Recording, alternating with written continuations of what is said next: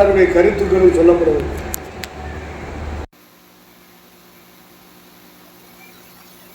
அதை ஒவ்வொருத்தரும் விவாதிக்கும், அதில் ஒரு முடிவு எடுக்கும். அதைத்தான் எல்லாரும் எல்லா சபையிலும் பிரசவம் பண்ணும். அவன் இஷ்டப்படியெல்லாம் பிரசவம் பண்ணக்கூடாது. வெளியில இருந்து ஒருத்தனை கூப்பிட்டு நீங்க கூட்டம் வச்சீங்கன்னா அவன் நீங்க படிச்ச உபதேசத்தை பேசுறவனா இருந்தா உள்ள விடு. உங்களுக்கு அவனுக்கு தெரியாது, நல்லா பிரசவம் பண்றான்னு சொல்லிட்டு எவனையாவது கூப்பிட்டுக்கிட்டு இருப்பீங்க. அவன் தலைவன் சொல்லிட்டு கூப்பிட்டுக்கிட்டு இருப்பீங்க. உபதேசம் தெளிவா இருக்குமா? நீங்க 10 பேருக்கு சொல்லியிருப்பீங்க, 50 பேருக்கு சொல்லிட்டு இருப்பீங்க, 100 பேருக்கு சொல்லிக்கிட்டு இருப்பீங்க. அவனை கூப்பிட்டு கூட்ட வைப்பீங்க. அவன் எதையாவது பிரசவம் பண்ணிக்கலாம்.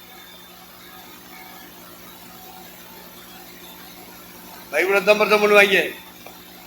ஆனால் உபதேசம் ஒழுங்குக்குள்ள நின்று பேச மாட்டான். அதனால நல்லா பிரசவம் பண்றான்னு எவனையும் கூப்பிட்டு கூட்ட வைக்காத. திருவாசன போர்டுக்குள்ள இருக்கிறவன் அதை புரிஞ்சுக்க, பகுத்தறிவோடு செய். உனக்கு ஒத்து வரல, இந்த ஊழிய ஒத்து வரல, இந்த சபை ஒத்து வரல, இந்த ஐக்கியம் ஒத்து வரலையா, கிருபாசன போட கழட்டிடு. அடுத்த காலண்டரில் அடிக்கும்போது உனக்கு விருப்பமான பேரை அடிச்சுக்க. நோட்டீஸ் அடிக்கும்போது உனக்கு விருப்பமான பேரை அடிச்சுக்க. கிருபாசன பேரை போடாது. கிருபாசனத்தில் சில ஒழுங்குகள் இருக்குது. அடிப்படை உபதேசம் இருக்கு, அடிப்படை ஊழிய ஒழுங்கு இருக்கு, வளர்ச்சிக்குரிய உபதேச ஒழுங்கு இருக்கு, வளர்ச்சிக்குரிய ஊழிய ஒழுங்கு இருக்கு, பூரணத்துக்குரிய உபதேசம் இருக்கு, பூரணத்துக்குரிய அந்த ஒழுங்கு ஊழிய ஒழுங்கு இருக்கு. ஊழியத்திலையும் ஒழுங்கு படிக்கணும், உபதேசத்திலையும். அது உனக்கு படிக்க மனம் இல்லைன்னா போட கல்வி போயிட்டே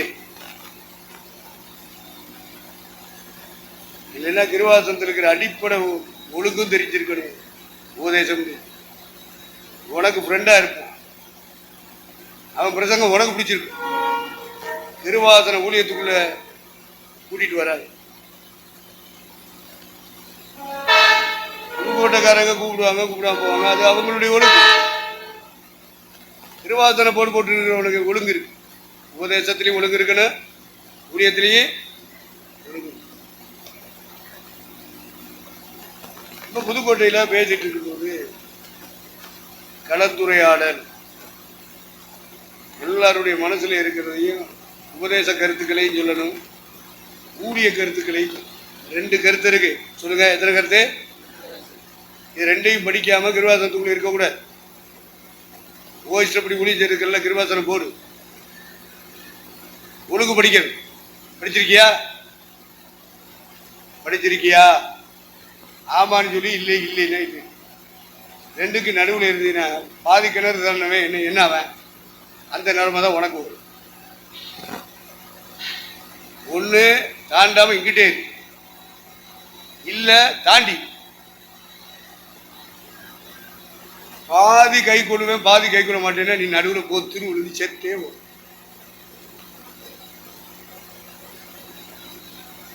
பாதி கிணறு தாண்டாது, முழு கிணறு தாண்டி இல்லையா நமக்கு ஒத்து வராதியா அப்படின்னு நீ பாட்டுக்கு என்ன செய்ய, கிணறு தாண்டுற வேலையை விட்டுவிட்டு போட கழட்டிட்டு போயிட்டே இரு.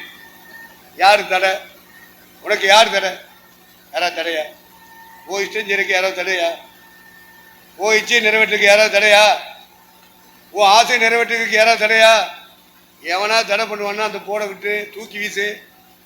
நீ போப்பா, சந்தோஷமா செய்ய. ஆசையை நிறைவேற்று, இச்சையை நிறைவேற்று. நீ என்ன முடிவு எடுக்கிறியோ அந்த முடிவு நிறைவேற்று. கிருபாசனை போட்டுக்கிச்சு. நிறைய பேருக்கு வலிக்கும், நிறைய பேருக்கு பாதிப்பு இருக்கு. நீ ஒரு போடு. ஏசு விடுவிக்கிறாருன்னு போட்டாரு, அதனால அது போட முடியாது. அப்புறம் ஏசு அழைக்கிறாருன்னு ஒரு போட்டாங்க, அதனால நீ போட முடியாது. அப்புறம் ஏசு மீட்கிறார் அப்படின்னு போட்டிருக்காங்க, போட முடியாது. நீ என்ன போடலாம்? கலந்துரையாடுவோம். என்ன போடலாம்? இயேசுவின் துணி அவர் போட்டாரு, போட முடியாது. அடுத்து இயேசு நிற்கிறார், படுக்கிறார், தூக்குறார், அவங்க இயேசு நம்மோடுன்னு போட்டாரு பெருமாசு, அது போட முடியாது. வேற பேர் உங்களுக்கு என்ன ஞாபகத்தில் வருது சொல்லுங்க.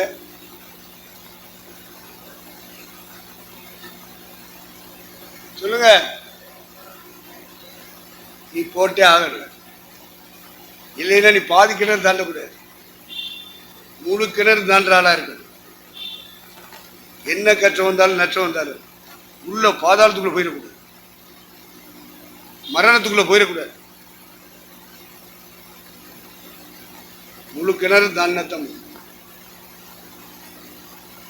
அதனால யோசிப்போம், நம்மளால முடியுமா? யோசிக்கணுமா வேண்டாமா?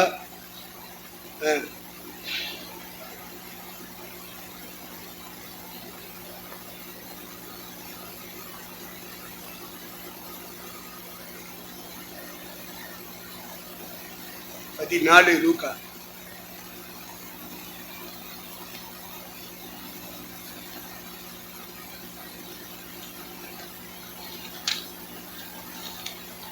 லூக்கா சுவிசேஷத்தின் புத்தகம் 14ஆம் அதிகாரம். எடுத்துட்டீங்களா? 28 வாசிங்க. உங்களில் ஒருவன் ஒரு கோபுரத்தை கட்ட மனதாயிருந்து அஸ்திவாரம் போட்ட பின்பு முடிக்க திராணி இல்லாமல் போனார்.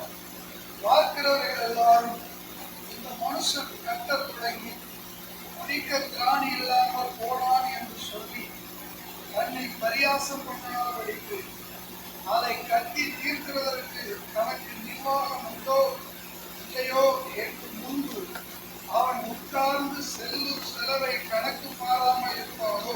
இந்த வசந்தப்படுதே இப்ப நம்ம உட்கார்ந்துருக்கோம். நம்மளால முடியுமா? கிருவாசனை போட்டுக்கிட்டு நம்ம ஊழியம் செய்ய முடியுமா? அவங்க ஊழியத்துக்கு ஒரு ஒழுங்கு வச்சிருக்காங்க. எல்லாரும் நகை கலட்டணும். இப்ப திணறியா இல்லையா? கிருவாசனை போட்டினா நகை கழட்டி தான் ஆகணும். எங்க எழுதியிருக்கு? எங்க சொல்லிருக்கு? போட கலட்டிட்டு வெளியே போய் சொல்லு, உனக்கு சுதந்திரம். திருமண நாள்ல திருமணம் பண்ணி விசுவாசிகளுக்கு நீங்க சபைக்குள்ள வைக்கிறீங்க அப்படின்னா நகை கலட்டினவங்களா இருக்கணும். திருமுழுக்கு கொடுக்குற கிருவாசனம் போட்டுக்கிட்டு உச்சந்தல இருந்து உள்ளங்கால் வரைக்கும் பொம்பளை ஆனாலும் ஆம்பளை ஆனாலும் ஜொல்சு இருக்கக்கூடாது, பாசி இருக்கக்கூடாது, கருப்பு கயிறு சிவப்பு கயிறு மஞ்சள் கயிறு ஒன்றும் இருக்கக்கூடாது, கழுத்துல இருக்கக்கூடாது, கையில இருக்கக்கூடாது, பாசியில செஞ்ச நகை இருக்கக்கூடாது, கிளீட்டில செஞ்ச நகை இருக்கக்கூடாது, தங்கம் வெள்ளி வைரம் வைடூரியில செஞ்ச நகை. All jewels remove. அதை நீ ஏத்துக்கிட்டீங்கன்னா கிருவாசன பொருட்கள் இருந்து ஒளிஞ்சு இல்லைன்னா போயிட்டு. எங்க இருக்கு வசனம்னா உங்க அப்பா வீட்டுல ஆத்தா வீட்டுல உட்காந்து சொல்லி கேளு, கிருவாசனை போட கழட்டிரு. யாரு கேட்க வேண்டாம் சொன்னது. வசனத்தின்படி ஒருத்தன் நகையை போட்டு ஞானசாமி கொடுக்குறேன், ராபோஜனம் கொடுக்குறேன், கல்யாணம் பண்றேன், அவனோட போய் சேரு. ஏன் நீ கிருவாசன போட்டுக்குள்ள இருக்க? வெளியே போ, போய் பேசு. யார் தர? அப்பா வீடா இருக்கட்டும், ஆத்தா வீடா இருக்கட்டும், உன் கூட பிறந்த வீடா இருக்கட்டும், அங்க ஒரு போட்டு போட்டுக்க. என்ன போட்டுனாலும் போட்டுக்க. எல்லா சாவனமும் நகை போட்டு செய்யறான். கிருபாசனம் மட்டும்தான் செய்யறது இல்லை. ஏன் கிருபாசனம் போட்டு எல்லா கோயிலும் செய்யறானே? அவங்க என்ன நரகத்துக்கு அப்ப போறாங்க? எல்லாரும் பரலத்துக்கு போவாங்கல்ல. நான் என்ன சொல்றேன், அவங்க பரலத்துக்கு போவாங்கன்னா அவங்களோட போய் சேர்ந்துக்க. யார் வேண்டாம்னா யார் தர? வசனத்தில் இல்லப்பா அப்படியா? கிருபாசனம் போட கழட்டிட்டு போ, வசனத்தில் இல்லையேன்னு சொல்லிக்கிட்டே இரு சாகுற வரைக்கும். தடையா? கிருபாசனம் போட போட்டுக்கிட்டு கண்ணாடி வீட்டுக்குள்ள இருந்துக்கிட்டு கல் எறிஞ்சுக்கிட்டு இருக்காது, வீட்டுக்குள்ள இருந்துக்கிட்டு கல் எறியாது. நீனும் ஜாவ, அவங்களுக்கு நட்டம். இந்த கிருபாசன போர்டுக்குள்ள இருக்கிற அத்தனை பேருக்கும் வேதனை. நீ யாரோட ஃபெல்லோஷிப் வைக்கிற, ஃப்ரெண்ட்ஷிப் வைக்கிற, யாருக்கு ஊழியம் செய்யற? தெளிவா இருக்க. கொஞ்ச காலம் தான் வாழ போறோம். சத்தியத்தின்படி ஊழியம் செய்யும். எல்லா ஸ்தாபனங்களும் நகையை போட்டு தான் கல்யாணம் முடிக்கலாம், நகையை போட்டு தான் திருவிருந்து கொடுக்கலாம், நகையை போட்டு தான் திருமுழுக்கு திருவிருந்து திருமணம். இவங்க ஒரு ஒழுங்கு வச்சிருக்காங்க. கிருபாசனக்காரங்க கிருபாசன போர்டு போட்டு அந்த ஒழுங்குக்குள்ள இருந்து ஊழியம் செய்.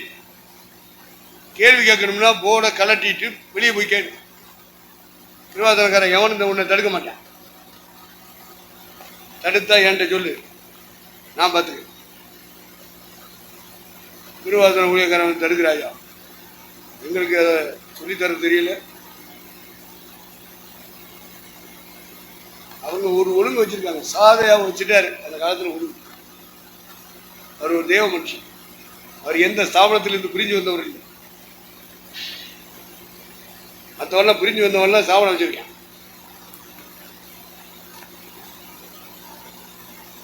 அவரை தேவனே சந்திச்சு ஏற்படுத்தியிருக்கார்.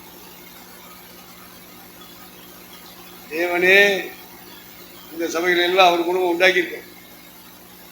அவர் இந்த மக்கள் கூட்டத்துக்கு கிருபாசனம் பேர் வச்சிருக்காரு. அவரோட இணைந்த பாஸ்டர் வி கிருஷ்ணன் கிறிஸ்துவின் சபை அப்படின்னு ரிஜிஸ்டர் பண்ணும்போது கிருபாசனம் கிறிஸ்துவ சபைன்னு ரிஜிஸ்டர் பண்ணாங்க அரசாங்கத்துக்கு. இப்போ அவங்க என்ன ஒழுங்குல இந்த சபைகளை கட்டிட்டு போறாங்க? அந்த காலத்து விசுவாசிகள் எல்லாம் புத்தி இல்லாதவன், நீ தான் புத்தி உள்ளவனா? இந்த இடத்தை நிரப்புறதுக்கு எத்தனை பேர் புருஷன் அடி வாங்கியிருக்காளுங்க? எத்தனை பிள்ளைகளை கட்டி கொடுக்க முடியாதபடி வயசெல்லாம் ஆகி போயிருக்கு. நீங்க அவங்களோட பெரிய ஞானிகளா இருக்கு. அதுக்குதான் இதெல்லாம் சொல்லி தராம நான் சொன்னேன், போட எரிச்சிரு, கலட்டிரு, அந்த சபையோட போய் சேர்ந்துக்க. நிர்வாசன போர்டுல இருக்கு, செய்யாத. போயின்னு சொல்லியே செல்ல, அப்புறம் என்னத்துக்கு உள்ள உட்காந்துக்கிட்டு வேறப்படுத்திட்டு? நிர்வாசனம் போட கலட்டிடு, அசம்பிளின்னு போடு, இல்லைன்னா அசம்பிள்னு போடு. அது சரியா இருக்கும்ல? ஒழுங்குல நடக்கல, சாதையா வெளியே சொல்ல முடியல. ஏன்னா ரொம்ப காலம் வந்துட்டான் அவனுக்கு.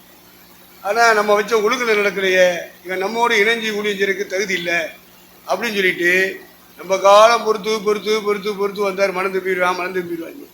மனம் திரும்பவே இல்லை. அதனால இவர் ஒரு கடிதம் எழுதுறாரு, நீ கிருபாசன போர்டுக்குள்ள செய்ய வேண்டாம், இயேசுவின் கிருபாசன சபை அப்படின்னு போட்டுக்க, நீ வெளியே போயிரு. ஏன்னா ஊழிய ஒழுங்குல இல்லை, தலைவனா இருக்க. இதுதான் நான் சொல்றேன், எந்த ஸ்தாபன தலைவனும் அவன் பெரிய ஆள் இல்லை, எல்லா பயிலும் தப்பு பண்றவனா இருக்கான். வெளியே போ, இயேசுவின் கிருபாசன சபை வச்சுக்கோ, வெளியே போன்னு சாதி சொன்னாரா இல்லையா? என்ன செய்ய? எனக்கு ஒரு ஸ்தாபனம் வேணும், எனக்கு ஒரு தலைமை வேணும். ஏன்னா நான் அத்தனை ஸ்தாபனத்துக்கு போய் பிரசவம் பண்றேன். எல்லா சபைகளுக்கும் போறேன், இண்டிபெண்டன்ட் ஊழியக்காரர்களுக்கும் போறேன், ஸ்தாபன ஊழியக்காரர்களுக்கும் போறேன், அவங்க சபைகளுக்கும் போறேன். எனக்கு சுவிசேஷம் சொல்லணும், எனக்கு வசனம் சொல்லணும். அப்படி வசன சுவிசேஷம் சொல்லும்போது ஊழியக்கார கூட்டமும் நடத்துறேன். அப்போ ஒரு தலைமை வேணும், ஒரு ஐக்கியம் வேணும்னு நான் சொல்லணுமா இல்லையா? அதுக்காக வச்சிருக்கேன்.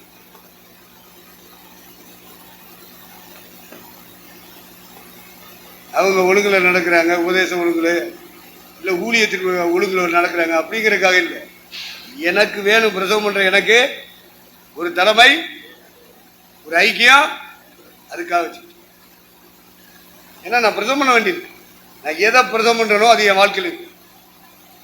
கேட்கிறவன் தோண்டி பார்ப்பான், கரெக்டா இருக்கணும் சாட்சி.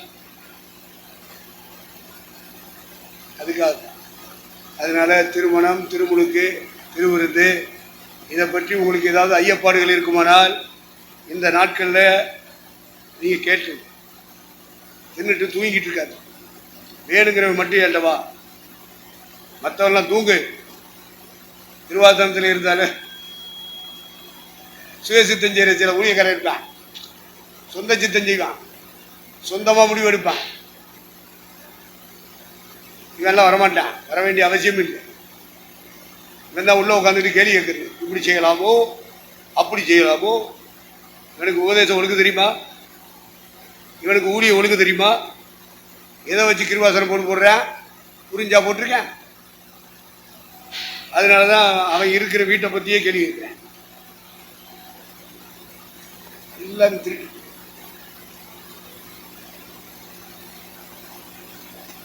அதனால திருமணம், கிருபாசன சபைக்குள்ளே இருந்து ஊழிய செய்ய விரும்புகிறவர்கள் திருமணத்தை பற்றிய ஒழுங்குகளை நம்ம படிக்கணும். திருமுழுக்கை பற்றிய ஒழுங்குகளை படிக்கணும். திருமணத்தை பற்றிய ஒழுங்குகளை படிக்கணும். உங்களுக்கு சமயம் கிடைக்குமானால் அந்த சமயத்தை நான் இருப்பதனால பயன்படுத்திக் கொள்ளுங்கள். நீங்கள் படிக்கிற புத்தகம் போதும்னா என்கிட்ட வராதிங்க. நீங்கள் கேட்குற கேசட் போதும்னா என்கிட்ட வராதிங்க. உங்களுக்கே ஆண்டவர் கூட இருந்து சொல்லிக் கொடுப்பாருன்னு சொன்னால் என்கிட்ட வராதிங்க. உங்களோட ஆண்டவர் இருக்காங்க. கர்த்தர் உங்களோடு இருப்பாராக, நீங்கள் சமாதானத்தோடு போய் வாருங்கள் அப்படின்னு நான் சொல்றதுக்கு இன்னும் சோறு குண்டு பிடிக்கல.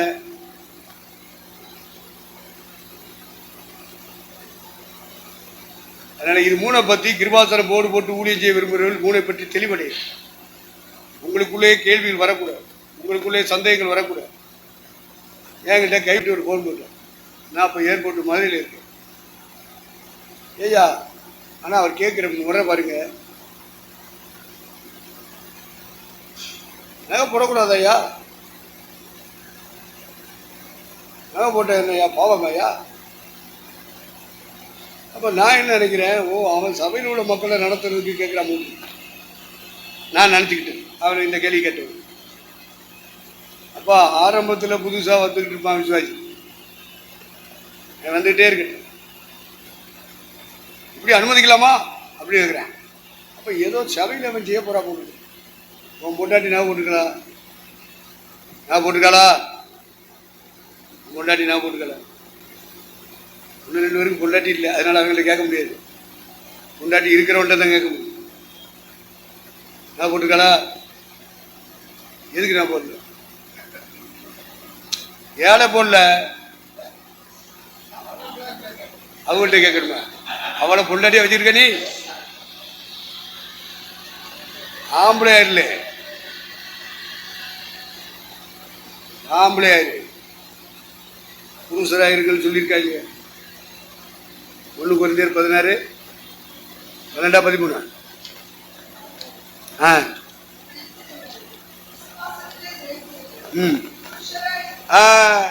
ஆணும் பொண்ணும் சேர்ந்ததான் சபை. ஒரு பக்கம் மனவாட்டியா மாறணும், இன்னொரு பக்கம் புருஷனா வளரணும். ஆணும் பெண்ணும் சேர்ந்த சபைக்கு பேர் தான் புருஷன். மனவாட்டி பிரசங்கமும் பண்ணணும், புருஷராகக்கூடிய பிரசங்கமும். அது கொண்டாட்டிட்டு கேட்டுக்க அப்படின்னா எனக்கு என்னப்பா அதுவா வேலை. திருவாசனத்தில் உள்ள ஒழுங்குகளில் இந்த திருமணத்தை குறித்து என்ன ஒழுங்கு வச்சிருக்கான், திருவிருந்தை பற்றி என்ன ஒழுங்கு வச்சிருக்கான், அடுத்து திருமணம் இதை பற்றி என்ன ஒழுங்கு வச்சிருக்காங்க, இதை படிக்கணும். திருவாசனம் போட்டுக்கிட்டு ஊழியம் செய்கிறவங்க இதை படிக்கணும். படிக்காமல் ஊழியம் செய்யக்கூடாது. நிறையா பேர் அப்படி ஊழியம் செஞ்சுக்கிட்டு அவங்களே கேள்வி கேட்டுக்கிட்டு சந்தேகப்பட்டுக்கிட்டு சமுச்சயப்பட்டுக்கிட்டு கிடக்க. சமுச்சயப்படுறவங்கலாம் பாவின்னு எழுதியிருக்கு, படிச்சிருக்கீங்களா? எங்க எழுதியிருக்கு? பைபிள்ல இருக்குன்னு எங்களுக்கு தெரியும்.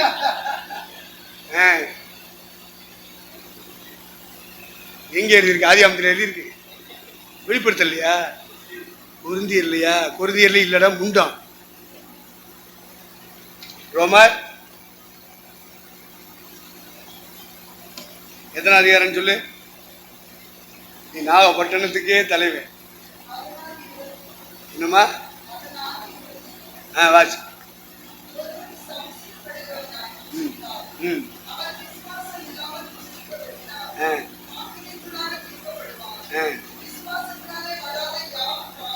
அப்ப பாவிகளா இருக்கக்கூடாது. கிருவாசன போட பற்றி உனக்கு ஒரு தெளிவில்லை.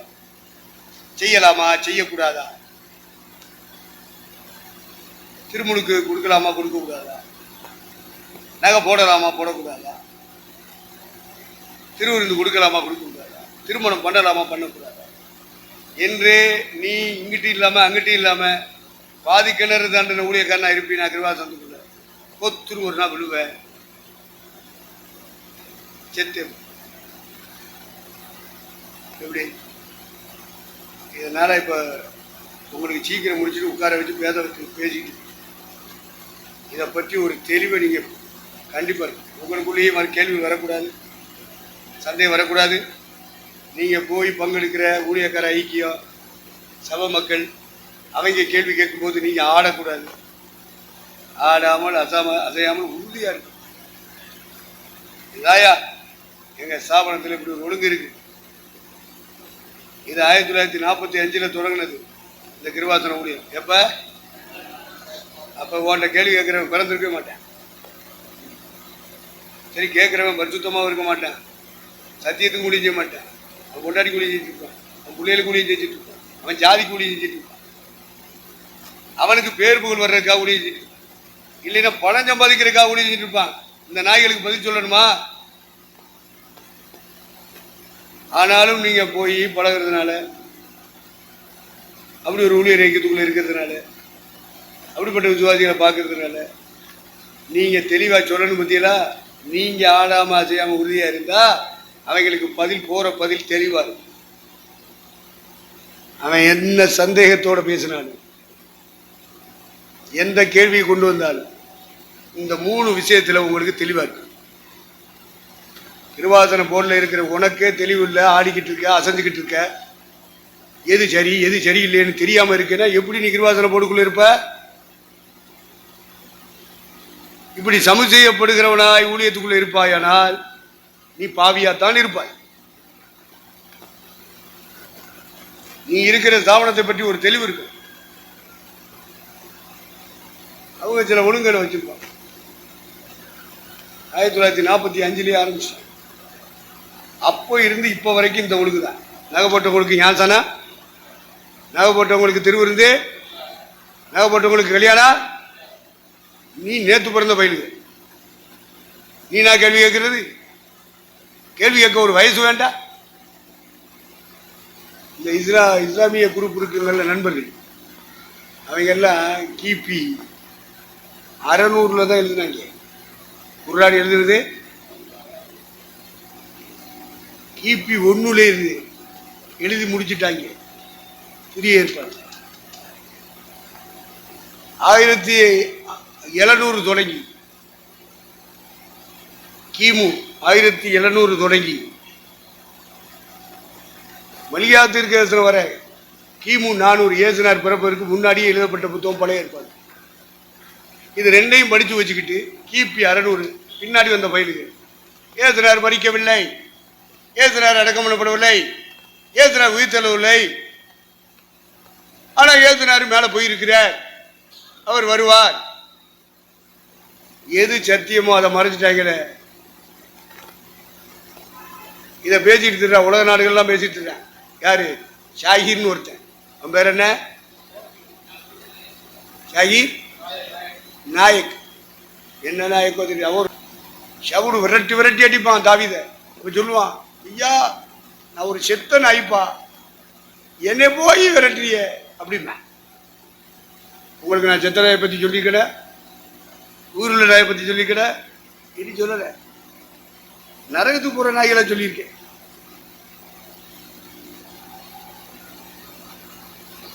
உங்களுக்கு வருத்தம் வரக்கூடாது. பைபிள் சொன்னது தானே நீங்கள்லாம் சொல்றீங்க. நீங்கள் நாயின்னு சொல்ல மாட்டியே, பண்டின்னு சொல்ல மாட்டியே, கழுதின்னு சொல்ல மாட்டியே. பைபிள் சொல்றத எல்லாம் சொல்றதெல்லாம் நீங்க சொல்லணும். பாவிய பாவின்னு தான் சொல்லணும். முதலிக்கிறான், ஓ பாவிகளேன்னு கூப்பிடுறான் கிறிஸ்தவன். இவன் இந்தியாவில் இருக்கக்கூடாதியா, அவனை அடிச்சு வரட்டுங்க, ஓ பாவிகளேன்னு கூப்பிடுறான். ஏன்னா அந்த காலத்தில் பாவிகளே மணந்திருக்கும் தான் சொல்லுவேன். இந்த பெந்தோகோஸ் போயிடுது. கத்தோலிக்க சொல்ல மாட்டான், ஜீசக்காரன் சொல்ல மாட்டான், இந்த பெந்தோகோஸ்காரன் மட்டும் சொல்லுவான். எந்த பெந்தோகோஸ்காரன் இப்போ உள்ளது இல்லை, பழைய காலத்தில் உள்ள பெந்தோகோஸ்காரன் பேசும். அவன் ஆவிக்குரியவனாக தான் இருந்தான். பாவிகளே மனம் திரும்புங்க. அன்னைக்கு சொன்னாங்க, பேசாம இருந்தேன். கேட்டேன், ஏய் எங்களை பார்த்து பாவின்னு சொல்ற, விடாதீங்கடா, அடிக்கடா. ஏன்னா இப்ப சொல்றவே ஆவிக்குரிய இருத்தவே இல்லை, அதனாலதான் அடிக்கிட்டாங்க, விரட்டுங்கிறாங்க.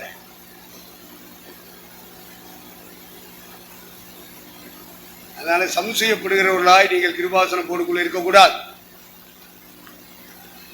சம்சயப்பட்டுக்கிட்டே இருப்பீங்கன்னா நகை போடுறது சரியா தப்பா, நகை போடுறது சரியா தப்பா, இப்படியே கேள்வி கட்டி எத்தனை வருஷமா அசைஞ்சுக்கிட்டு இருக்க? ஒன்னு அசையாம புடிச்சு இருத்தணும். அதுக்கு தான் இன்னைக்கு உட்கார வச்சு தெளிவா. ஒரு காலத்துல ஸ்டீவன் பாசன் நகை போடவே கூடாது, நகை போடவே கூடாது அடிச்சு பேசினாரு. இடையில ஆட ஆரம்பிச்சு ஆடி அப்புறம் ஓடி அப்புறம் நின்றுட்டு இருக்க.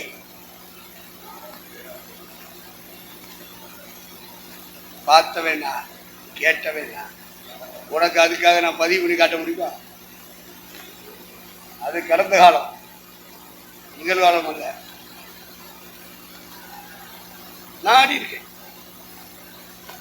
நான் என்ன செஞ்சேன்? எல்லா ஸ்தாபனங்களில் உள்ளவர்கள் நகை போடாம செய்யறேன், நகை போட்டு செய்யறாங்க. ஏன் கிருபாசனத்தை செய்ய மாட்டேங்கிறாங்க? ஏன் போட்டா தான் ஒரு கம்மல் போட்டால் எவ்வளோ அழகா இருக்கும் சொல்லு, ஒரு செயினை போட்டால் எவ்வளோ அழகா இருக்கும். உங்க முகத்தை பார்க்குறீங்க, உங்க கூட படிக்கிற பிள்ளைகள்லாம் போடுதுல,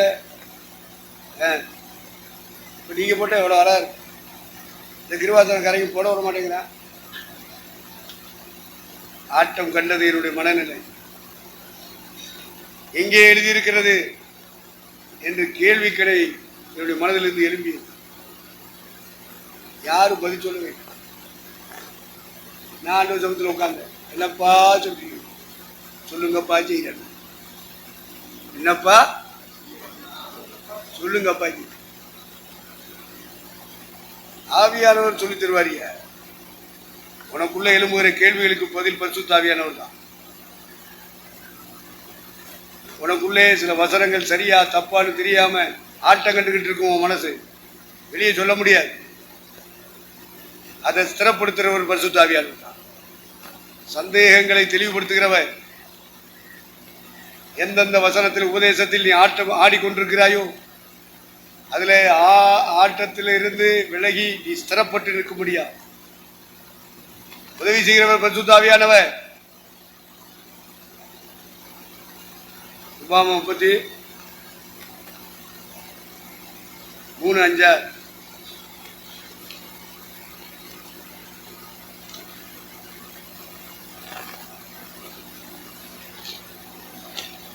உபாமா 33 இருக்கா?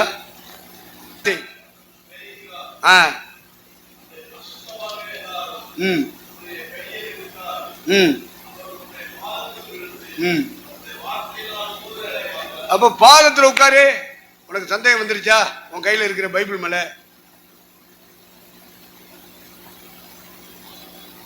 நீ செய்யற ஊழியத்துல வேலை உள்ளவங்க சில ஒழுங்குகளை வைப்பாங்க, ஸ்தாபனத்தில் உள்ள தலைவர். அதுல ஒரு சந்தேகம் வந்துருச்சா? அப்ப ஊழியத்தின் ஒழுங்குகள்ல சந்தேகம் வரும். நீ கற்றுக்கொண்ட உபதேசங்கள்ல வசனங்கள்ல சந்தேகம் வரும், கேள்வி வரும். அப்போ நீ 4 பேர்கிட்ட கேட்டு பார்ப்ப. அதுல உன் ஆத்மா திருப்தி அடையாது, உன் மனசுக்கு திருப்தி இருக்காது.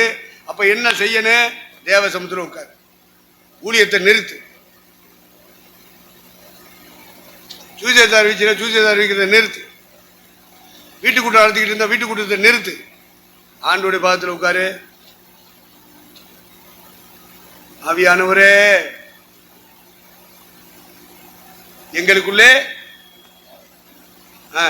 இப்ப பாடுங்க, சீக்கிரம் முடிச்சிருவாங்க. பாட்டு சேதம் கேட்டா தான் முடிக்கணும். பாடுங்க பாடுங்க. எங்களுக்குள்ளே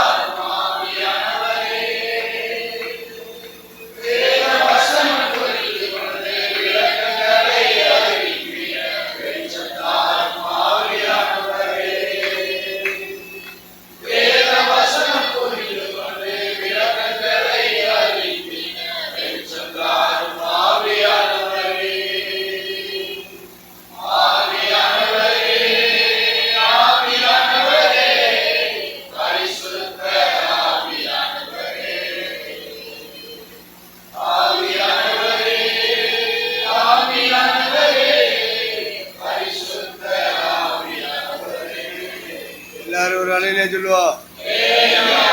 அப்போ நீ கையில வச்சிருக்கிற பைபிள்ல ஒரு சந்தேகம் வருது. ஆண்டவர் சந்திரம் உட்காரு. நீ ஒரு ஸ்தாபனத்துக்குள்ள இருக்க, உனக்கு சந்தேகம் வருது, ஆண்டவருடைய பாத்துல உட்காரு. கேள்வி வருது, புதுசா உன்னை படிக்கணும். இந்த வசனத்துக்கு பொருள் தெரியல, தேவசமுத்திரம் உட்காரு. வேத வசனத்தினுடைய படிப்புலையும் சரி, ஸ்தாபனத்துக்கு கீழே இருந்து ஊழியம் செய்யறதும் சரி, ரெண்டுலையுமே உனக்கு சந்தேகம் வரும், கேள்விகள் வரும், தடுமாற்றங்களும் ஏமாற்றங்களும் உன் வாழ்க்கையை சந்திக்கும் போது நீ சம்சயப்படுகிறவனாய் மாறுவார், ஆட்டம் காணுவார். ஓடிவிடலாம், இது நல்லது, அதில் போய் சேர்ந்து விடலாம், அவர் நல்லவர், அவர் வல்லவர், அவரோட போய் சேர்ந்து விடலாம், நம்முடைய எதிர்காலம் நல்லா இருக்கும் அப்படின்ற இடம்லாம் உனக்குள்ள வர்றது பத்தியா? அப்படிப்பட்ட முடிவுகளை நீ எடுக்கக்கூடாது, உறுதியா இருக்கணும்.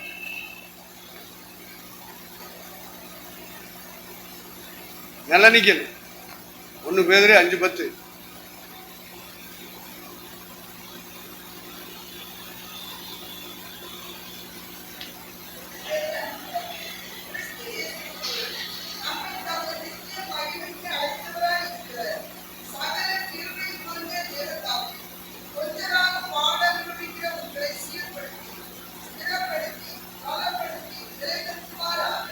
அப்போ கிருபாசன போர்டுக்குள்ள இருக்கிறவங்க நிலை நிக்கணும்னா இந்த பாதையெல்லாம் கடக்கணும், சீர்பட்டுக்கிட்டே வரணும், நீங்க வளர்ந்துகிட்டே வரணும். சீர்படுத்தல் வளர்ச்சி. குழந்தையா இருக்கிற வரைக்கும் குழந்தைக்குரியவளை தான் பேசுவீங்க, குழந்தைக்கு ஏற்றபடி தான் சிந்திப்பீங்க, குழந்தைக்கு ஏற்றபடி தான் யோசிப்பீங்க. வளர வளரத்தான் உங்களுக்கு அறிவு வளரும், திறமை வளரும், வசனம் வளரும், உபதேசம் வளரும், ஆத்துமாக்களும் வளருவார்கள். வளரணும். இப்போ வளரணும்னா சீர்பட்டுக்கிட்டே இருக்கணும், வளர்ந்துக்கிட்டே இருக்கணும். அப்போ அந்த வளர்ச்சியின் அடிப்படையில் உங்களை கர்த்தர் சீர்படுத்தி சீர்படுத்தி உங்களை பரிசுத்தப்படுத்தி உங்களை அப்படியே வளர்த்துட்டே வருவார். சீர்படுத்தி அடுத்து என்னது? ஸ்திரப்படணும்ல. நம்ம இந்த போர்டுக்குள்ள இருக்கோம். ஏன் திருமணத்தில் நகை போடக்கூடாது? பிள்ளைகளுக்கு வயசாகிட்டு இருக்க, திருமுழுக்கில் ஏன் நகையை கழட்டனு? ஏன் பின்னாடி கல்லிக்கிற கூடாதா? கேள்வி வருதா வரலையா?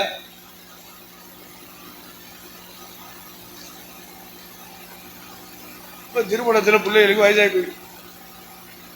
ஒரு புள்ள மட்டும் ரசிக்கப்படும், குடும்பத்தில் உள்ள அவ்வளோ பேர் ரசிக்கப்படும்.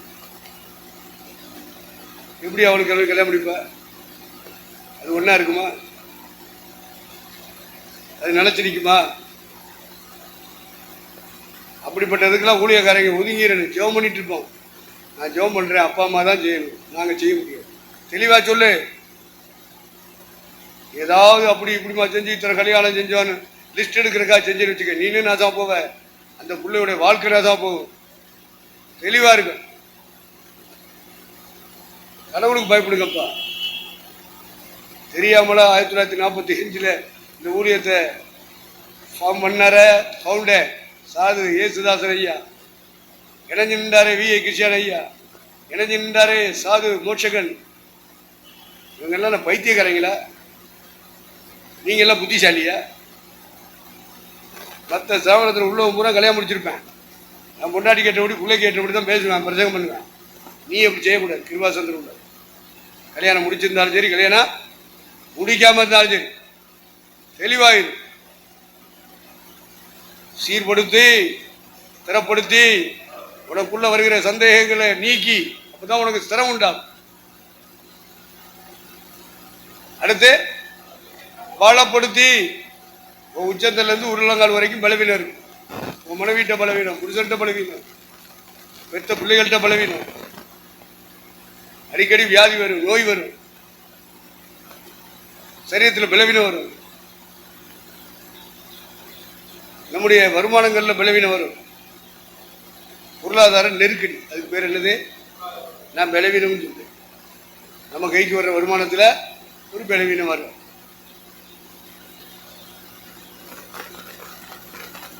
பலவீனம்,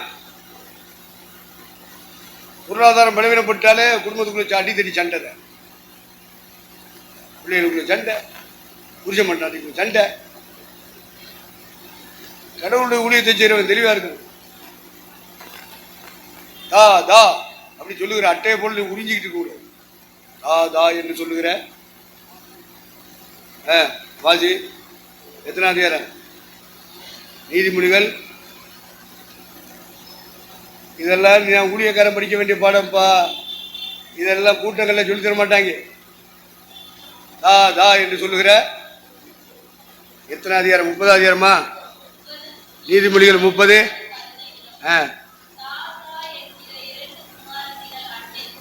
ம் ம் ம் ம் ம் ம் பாத்தியில இதெல்லாம் தா தா தா தாத்தா தாத்தா. சில ஆளுகளுக்கு தாத்தான்னு கூப்பிட்டா என்ன சந்தோஷம். ஐயா வந்திருக்காரு தாத்தான்னு சொல்லு. அது தாதான்னு கேட்டுக்கிட்டே இருக்கு. இப்படி பிரசங்கத்தில் நின்றுக்கிட்டு தா தா தாத்தா அப்படி சொல்லிக்கிட்டு இருக்காத.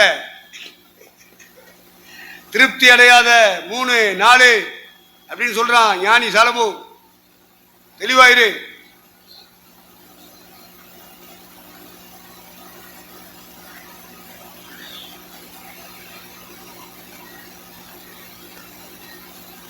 அவன் சொன்ன 3 4 வேற.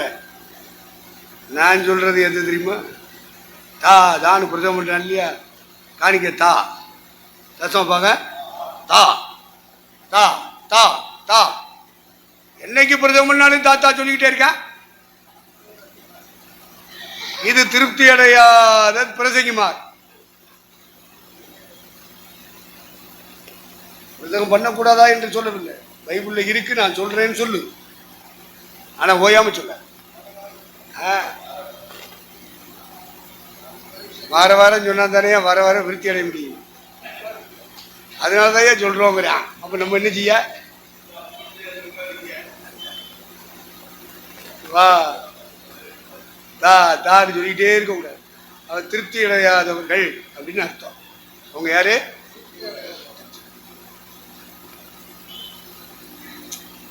கலைஞர் கருணாநிதியை பார்க்குறதுக்கு ஒரு தடவை ஒரு கூட்டத்தை கூட்டிட்டு போனார். ஏன்னா அண்ணா நகரில் அவருடைய வீடு இருக்கு. வீட்டுக்கு மேலே கூரையில் ஓலையில் அந்த காலத்தில் செட்டு போடுவாங்க. இவன் இந்து மொழிக்காரங்கெல்லாம் என்ன பண்ணிட்டாங்க?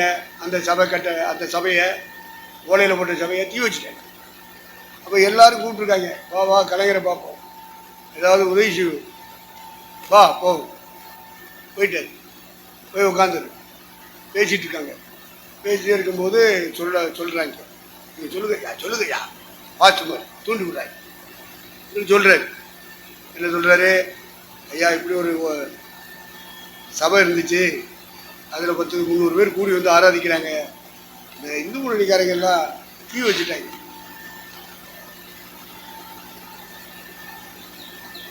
அப்படியா? நீ பொறுமையாக கேட்டுட்டு, நீங்கள் எங்கே கூடியிருக்கீங்க? ஐயா அந்த எரிஞ்சு போச்சுல அது கீழே. உன் வீடு மட்டும் ஏன் எரியாமல் இருக்கு?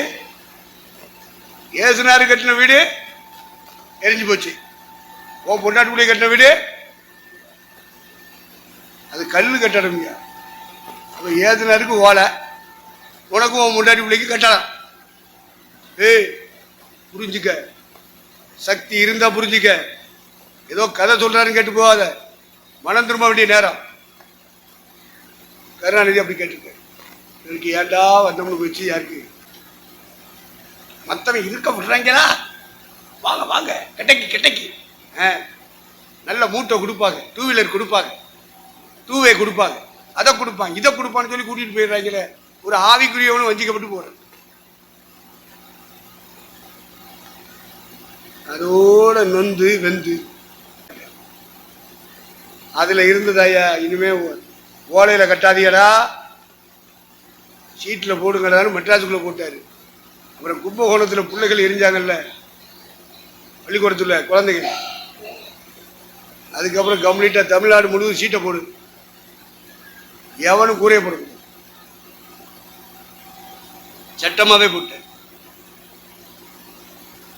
அதனால இப்படி போய் புறஜாதிகள்கிட்ட போய் புறஜாதி அவன் முதல்வராக இருக்கட்டும், அவன் பிரதம அமைச்சராக இருக்கட்டும், நீ யார் இல்லை, உங்களோட தேவன் இருக்காரா, பரிசுத்தா இருக்காரா? அங்கே சலுகை கிடைக்குது, இங்கே சலுகை கிடைக்குது. இப்படி ஓடுறவெல்லாம் ஒரிஜினல் ஊழியக்காரன் இல்லை, டூப்ளிகேட் ஊழியக்காரன். புரிஞ்சுக்க. ஓன்ட்ட இருக்கா, நீ கொடு, அரசாங்கத்துக்கு நீ கொடு. இறைவன் பெரியவரா இல்லையா? இறைவன் பெரியவன். இஸ்லாமியர்கள் எல்லாம் சொல்லுவாங்க God is great. சொன்னா போதுமா? வாழ்ந்து காமியில பரிசுத்தாவியாகிய தெய்வம் உன் கூட இருக்காரு என்பதை வாழ்ந்து காமி. சும்மா எழுதி போட்டுட்டு போகக்கூடாது, வாய்ச்சிட்டு போயிடக்கூடாது, பிரசவம் பண்ணிட்டு போகக்கூடாது, பாடிட்டு போயிடக்கூடாது. ப்ரூவ் பண்ணிக்காங்க. ஜீவானந்தம் வைக்கப்பட்டு வந்தேன். இதை கேட்ட உடனே அகச்சி நான் கிளியோ கிளின்னு கிளிக்காரு. ஏல நீங்கெல்லாம் என்னடா பிரதிங்க பாரு, நீங்கெல்லாம் என்ன பார்த்து மாறு. நீ நடக்காதவனை எழுப்பி விடுற அபிஷேகம் ஓனக்குள்ள இருக்கு. ஏந்திரியடா அப்படியே அண்ணன் திட்டினாங்க. அகச்சின மனது போவாங்கள போடா கொய்யான்னு சொல்லிட்டு போயிடுவாங்க. கண்டிப்பா சொல்லுவாங்க இந்த பாட்டு மாதிரி. எல்லாம் பாஸ்டர் ஐயா, இவர் வஞ்சிக்கப்பட்டு போனார் ஐயா. ஜீவன் கையெந்த கூடாது அப்படின்னு தெரியும். இந்த கூட இருக்கிற பாஸ்டர்மாரு, இந்த ஊழியர் ஐக்கியம் இருக்குல்ல, அவன் சொல்றதை கேட்பான். கேட்க வேண்டிய சோதனை வருது ஆவிக்குரியது. அதனால வஞ்சிக்கப்படுறாங்க, வீழ்ச்சி அடைகிறாங்க. உங்களுக்குள்ள அது வரக்கூடாது. இன்னொரு கூட்டம் ஒரு தடவை போனாங்க. போய் ஐயா இந்த ஆட்சிக்காரங்களை எல்லாம் கூப்பிட்டு பேசுறீங்க, சிஎஸ்காரங்களை எல்லாம் கூப்பிட்டு பேசுறீங்க, எங்க பெத்தோசுக்காரங்களை கூப்பிட மாட்டேங்கிறீங்களே. நாங்க இப்ப மட்டும் போறாங்க, எங்களையும் கூப்பிட்டு பேசணுமையா, நாங்களும் பெந்தகோஸ்துல தலைவர்களா இருக்கிறோம், எங்களையும் அரசாங்கத்தில் கூப்பிட்டு பேச. இப்படியே பார்த்தாரு. அந்த தகுதி கத்தோலிக்கருக்கு இருக்கு. அரசாங்கத்தினுடைய சலுகைகளை கூப்பிட்டு வச்சு பேசி முடிவெடுக்கணுமானால், சிறுபான்மையினர் அப்படின்னு சொல்லி எடுக்கணுமானா, கிறிஸ்டியானிட்டிக்குள்ள கேத்தலிக்கு அந்த உரிமை இருக்கு, ப்ராட்டஸ்டன்ட்டுக்கு அந்த உரிமை இருக்கு. உங்களுக்கு என்னடா உரிமை இருக்கு கேட்டார். பதில் சொன்னாங்களா? அவ்வளவு சாவன தலைவர். அவங்க பேரை சொன்னா நீங்கெல்லாம் உயிரோட இருப்பீங்களான்னு தெரியல. அதனால நான் சொல்ல விரும்புகிறேன். சலுகை வாங்குறது ஏழை அரசாங்கத்துக்கே சோறு போடுற சலுகை உங்ககிட்ட இருக்குல்ல. நீ அப்படிப்பட்ட தேவனை தானே பிரதம் பண்ணிக்கிட்டு இருக்க. பொறுக்கி போய மாதிரி பேசக்கூடாது. அரசாங்கத்தில் சலுகை வருது. ஆரம்பத்தில் ஊழியம் செஞ்ச அத்தனை பேரும் பேரணியை நடத்தின, கலக குரலா எழுப்புன, அவனுக்குள்ள பரிசுத்தாவி இருந்துச்சு, எழுப்பல. அரசாங்கத்தினுடைய காலில் போய் விழுகல, அரெஸ்ட் பண்ணாங்க. ஆராதிக்க விடாதபடி வீடு வீடா அடிச்சான், குடும்பமா அடிச்சான். இவங்க ஏதாவது எதிர்ப்பு குரல் சொன்னாங்களா? லாயர் வச்சு வாதாடினாங்களா? இவங்க பைபிளை தூக்கி வீசிட்டு இந்த கலக குரல் நடத்துறது, பேரணி நடத்துறது, லாயர் வச்சு வாதாடுறது, இவங்களுக்குள்ள பரிசுத்தாவே கிடையாதுப்பா. இப்ப புரிஞ்சுக்கிறீங்க நான் ஏன் சொல்றேன். அவங்க வெறும் அந்நிய பார்த்து பேசுவேன். பரிசுத்தாவியானவர்கள் நடத்தப்படுகிற வாழ்க்கை இல்லை. முதலாம் நூற்றாண்டுல அத்தனை ஊழியக்காரன் அரெஸ்ட் பண்ணப்பட்டு ஜெயிலுக்கு போன, இவங்க ஜெயிலுக்கு போகாதபடி இருப்பது எப்படி? அதுக்கு ஏன் மத மாற்றம் செய்யறோம்னு சொல்லிட்டு தூக்கி கொட்டி உள்ள ஓடுவேன். ஆராதிக்க விடாதபடி அடிச்சு நொறுக்குவான், பொம்பளை மானவங்கப்படுத்துவான், பைபிளை இதெல்லாம் கிழிச்சு எறிவான். என்ன செஞ்சாங்க? அவங்க முழங்கால் போட்டு ஜெபம் பண்ணாங்களா? இல்ல இவங்க இந்த சீரெல்லாம் ஜெயிச்சுக்கிட்டு இருக்காங்க. அறிவுகட்ட முண்டத்தோட நீங்கள் சேர்ந்து உங்க ஆவி கெட்டு போகும், நரகத்துக்கு போயிருங்க.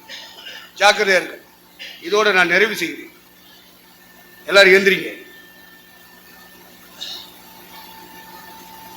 அதோடு அப்படியே திரும்பிடுங்க. About time. Left, right.